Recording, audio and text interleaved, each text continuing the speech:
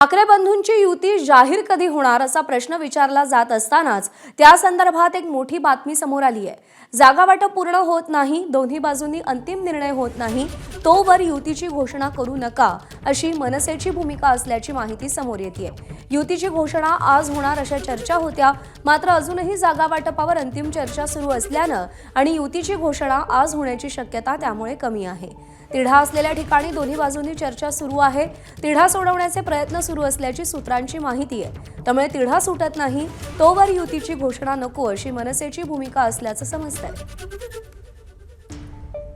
अजय माने आपले प्रतिनिधी आपल्याला या सगळ्या संदर्भात अधिक अपडेट देतील। अजय, युतीचं भिजत घोंगडं का राहिलेलं आहे? कोणकोणत्या अशा जागा आहेत जिकडे रस्सीखेच सुरू आहे आणि त्यावर तोडगा निघत नाहीये? प्रज्ञा, आपण जर पाहिलं तर दादर, माहीम, शिवडी, विक्रोळी, भांडूप हा मराठी मतदारसंघासाठी जो आहे ती पहिली रस्सीखेच सुरू असलेली आपल्याला पाहायला मिळाली होती।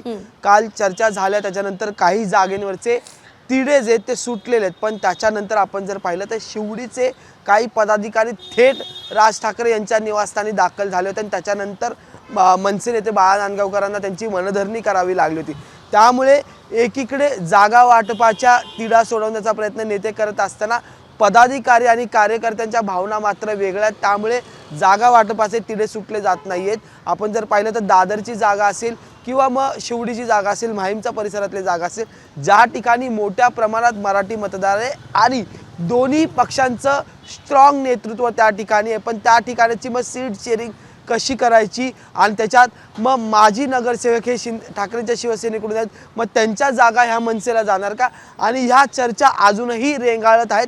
त्यामुळे युतीचं घोंगडं अद्यापही जे ते भिजत ठेवलेलंच पाहायला मिळते। आणखी एक महत्त्वाची बाब म्हणजे की या आधी चर्चा होत्या की युती जी आहे ती एक पत्रकार परिषद घेऊन काही ठिकाणी घोषणा केली जाईल, पण आता युतीची घोषणा नेमकी कोणत्या जागेवर केली जाणार ती जागा सुद्धा जी आहे ती गुलदस्त्यात ठेवण्यात आलेली। त्यामुळे अद्यापर्यंत युतीच्या संदर्भातलं जो कार्यक्रमाचं आयोजन नियोजन आहे, मग ती पत्रकार परिषद असो किंवा भव्य मेळावा असो, त्या संदर्भातली कोणतीही माहिती जी आहे ती पक्षाकडून देण्यात येत नाही आहे। त्यामुळे एकीकडे आजपासून जे तो नामांकन म्हणजे उमेदवारी अर्ज भरण्यास सुरुवात होत आहे, पण अद्यापही ठाकरे बंधूंच्या जागा वाटपाच्या गोष्टी ज्या आहेत त्याचा तिढा जो आहे तो सुटलेला नाही। त्यामुळे जर तर 7 दिवसात हे नामांकन अर्ज भरायचे आणि त्याच्यानंतर प्रचार सुरू होईल, पण तत्पूर्वी आता ही युतीची घोषणा कधी केली जाणार? बरोबर आहे, अगदी तोंडावर आलेल्या आहेत महानगरपालिकांच्या निवडणुका। आज अर्ज भरण्याची सुरुवात होणार आहे आणि तरीही युतीची घोषणा होत नाहीये,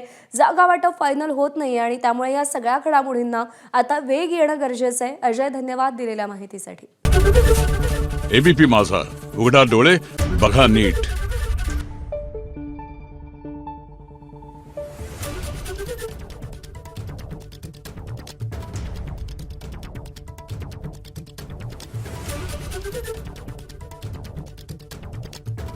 Thank you.